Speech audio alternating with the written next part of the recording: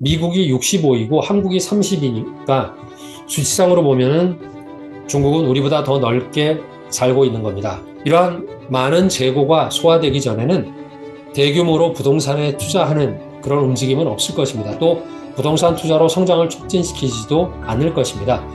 이것이 그들의 전략입니다. 길게 보고 밀어붙이는 것을 기승전 망할 것으로 보는 그런 시각은 중국이 계속해왔던 시간으로 공간을 확보해서 구조적 문제들을 해결하는 그런 중국의 전략을 좀 등한시하는 그런 말입니다. 안녕하십니까. 상하이 클라스입니다. 중국 부동산 시장의 흐름과 정책의 추세를 좀 이해하면 중국 경제의 25%를 아는 겁니다. 지난주에 중국 정부가 38조 위안 규모의 주담대 금리 인하 및 대출 갈아타기를 허용할 방안을 고려 중이라고 블룸버그가 보도를 했는데, 저도 20년 동안 중국 자본시장에서 일을 하면서 늘상 외국 매체들이 중국의 소식을 국내보다 더 먼저 보도하는 것을 많이 봐왔지만, 뉴스가 나온 이후에 여러 관방 매체들이 이를 앞다투어서 인용 보도한 것은 좀 이례적인지라 시장의 기대가 증폭되면서 부동산은 폭등하고 은행업종은 하락했습니다. 아무래도 이자를 깎아주면 은행에는 불리하고 부동산에는 호재가 되기 때문입니다. 집값과 이자율을 고점에서 대출한 사람들, 특히 이제 2018년 이후에 대출을 받은 사람들은 이자 부담이 굉장히 큽니다. 작년에 한 차례 주택담보대출 금리를 인하해주긴 했지만 이자는 그래도 여전히 4%를 넘고 있습니다.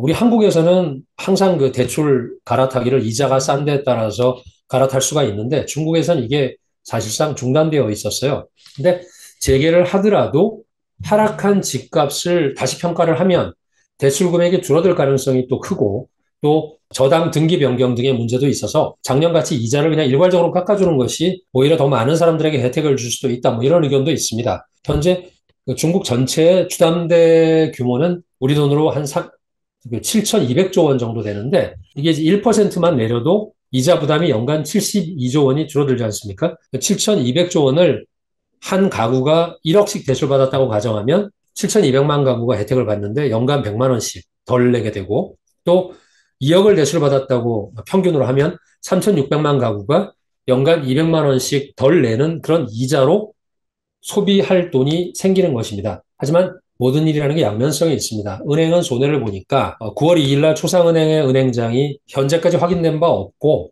초상은행의 순이자 마진은 이미 1.5%밖에 안 돼서 낮아서 이런 정책이 시행되면은 은행에 부정적인 영향을 미친다라면서 사실상 반대 의견을 내고 있습니다. 작년에 전체 은행업의 순이익 규모가 452조 원 정도 되니까 72조면 13%가 줄어듭니다. 그래서 은행들은 예금 이자율도 내려서 그 영향을 상쇄시키려고 할 겁니다. 중국 은행의 총 예금 규모는 5.7경 원, 중국 돈으로 300조 위안인데 이 72조 원의 이자 인하분을 보전을 하려면 은행이 전체 예금 이자를 평균적으로 한 0.12% 정도 내리면 됩니다. 4대 은행 순이자 마진이 평균적으로 1.4% 정도라고 합니다. 제 생각에는 덩어리가 큰 은행 예금은 기업 아니면 부자들, 큰 부자들이겠죠.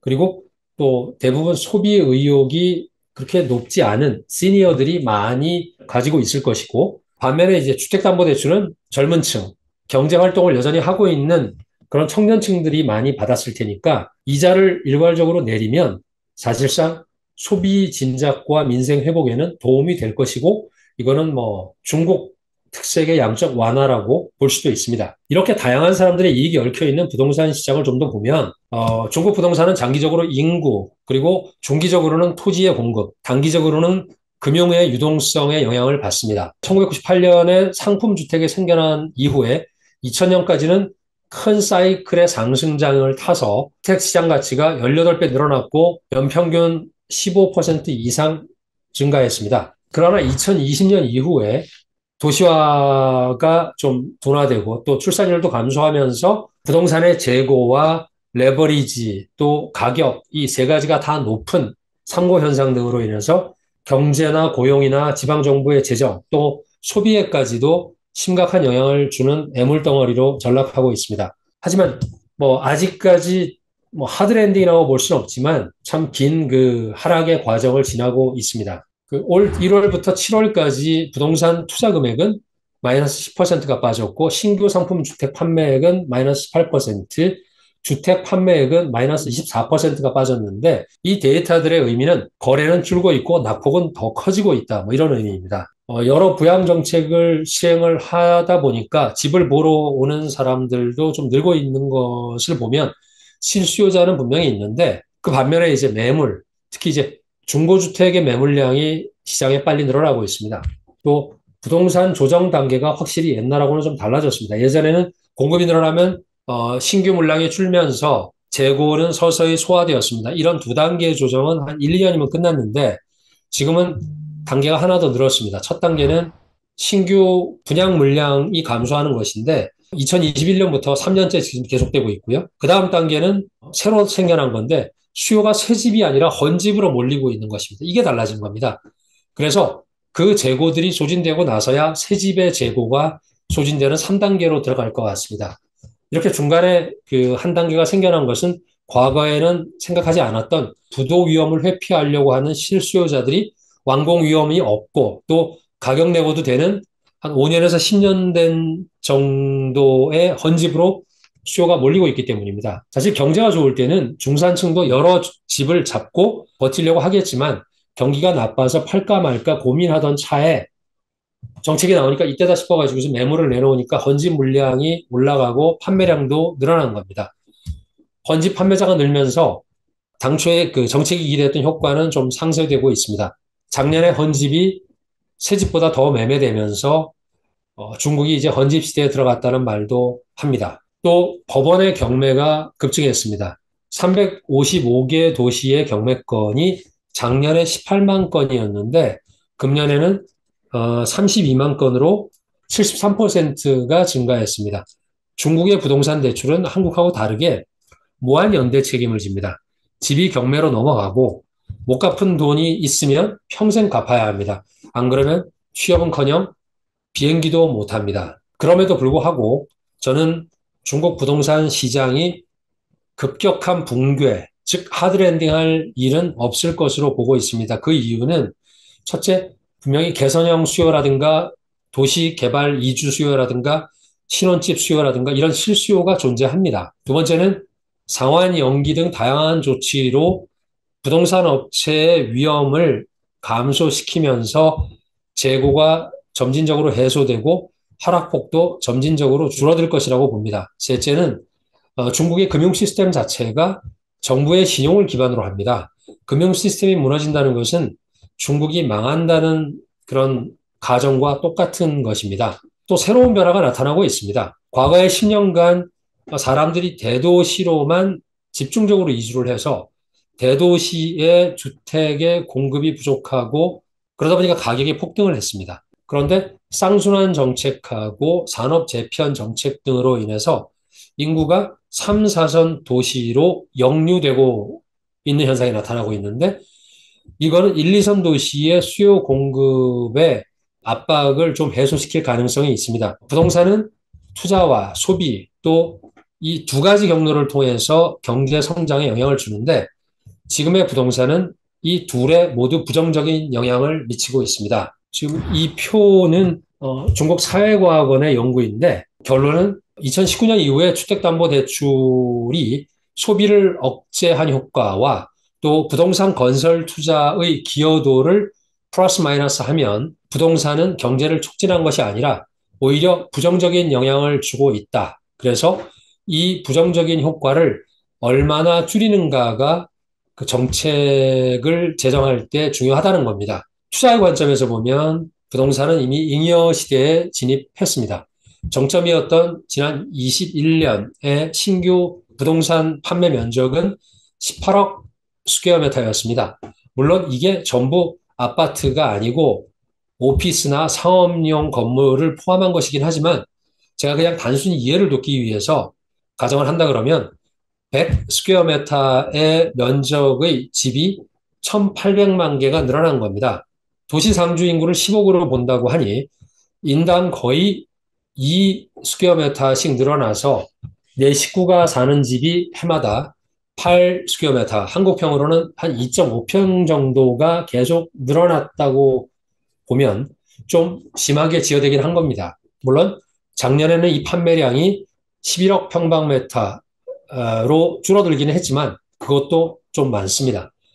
원래 그 소강사회의 목표였던 2020년에 인당 주거 면적의 목표가 30평방미터였습니다. 도시지역은 이미 38평방미터를 넘어섰고 22년에는 이미 40평방미터가 되어버렸습니다. 미국이 65이고 한국이 30이니까 수치상으로 보면은 중국은 우리보다 더 넓게 살고 있는 겁니다. 이러한 그 많은 재고가 소화되기 전에는 대규모로 부동산에 투자하는 그런 움직임은 없을 것입니다. 또 부동산 투자로 성장을 촉진시키지도 않을 것입니다. 또 소비의 관점에서는 대출이 소비를 억제하는 것이 좀 길어질 것 같습니다. 시장 조정이 끝난 후에도 부동산이 경제 성장의 주요 엔진이 되기는 어렵습니다. 미국은 2021년도에 부동산이 GDP에서 점유하는 비중이 13%였는데 그중에서 10%가 임대료, 즉 부동산 서비스업 부분이지 다른 게 아닙니다. 그리고 그 기타 건설 등 부문은 불과 3%에 불과합니다. 최근에 중국 로컬하고 외작의 증권사들이 부동산의 추가 하락을 막아야 되고 또 부동산을 성장을 시켜야 된다는 리포트도 일부 내고 있긴 하지만 중국 정부가 받아들이기는 어려울 것입니다. 2020년 이래로 여러 가지 정책을 발표하고 또 금년에 5월 17일에 부동산 정책 효과도 아직은 좀 더 지켜봐야 하는 상황인데다가 강력한 정책, 우리나라의 그 추곡 소매처럼 미분양 그 상업용 부동산을 정부가 수매해서 청년 임대주택으로 쓰겠다는 이런 정책도 발표했는데 사실 실행하고의 그 시간 차이는 중국적인 그런 특수한 현실 속에서 부서 간의 어떤 그 책임 미루기 이런 것들 때문에 나타나는 문제가 있긴 합니다. 그래서 전반적으로 부동산 정책의 약발이 좀 떨어지고 시장의 기대도 좀 줄어드는 등 예측 관리의 실패가 계속 반복되고는 있습니다. 그럼에도 불구하고 중국 정부가 부동산 투자로 경제를 이끌던 그런 시대를 끝내고 싶어 합니다. 정책 목표는 아마도 시장의 안정 유지를 하는 선에서 새로운 발전 모델을 구축하는 것일 겁니다. 제 생각엔 부동산 시장, 특히 주거용 부동산이 경제 성장의 주연을 맡았던 과거로 돌아갈 일은 절대 없을 것 같습니다. 같은 투자, 또 같은 토목공사를 하더라도 투자의 결과값이 다른 하이테크 쪽으로 가려고 지금 그들은 이런 고통을 감내하고 있는 것입니다. 이것이 그들의 전략입니다. 길게 보고 밀어붙이는 것을 기승전 망할 것으로 보는 그런 시각은 중국이 계속해왔던 시간으로 공간을 확보해서 구조적 문제들을 해결하는 그런 중국의 전략을 좀 등한시하는 그런 말입니다. 그래서 다음번에는 30년간 계속되고 있는 중국 붕괴론 속으로 한번 들어가 보고자 합니다. 동반자분들 오늘 어려운 내용인데 끝까지 해주셔서 너무 감사합니다.